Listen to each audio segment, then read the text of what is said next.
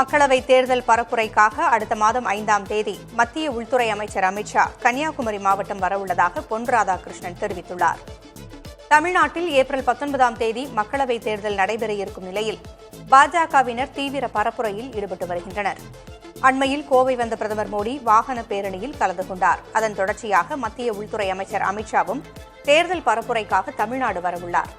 வரும் 5ஆம் தேதி தமிழ்நாடு வரும் அவர் கன்னியாகுமரி மாவட்டம் தக்கலையில் நடைபெறும் வாகன பேரணியில் பங்கேற்க உள்ளதாக கன்னியாகுமரி தொகுதி பாஜக வேட்பாளர் பொன் ராதாகிருஷ்ணன் தெரிவித்துள்ளார். ஏப்ரல் 5ஆம் தேதி நம்முடைய உள்துறை அமைச்சர் மரியாதைக்குரிய அமித்ஷாஜி அவர்கள் தக்கலையில் ரோட் ஷோ நிகழ்ச்சிக்கு வராங்க. பல்லாயிரக்கணக்கான மக்கள் கலந்து கொள்ளக்கூடிய அந்த நிகழ்ச்சி ஒரு பெரிய திருப்பு முனையாக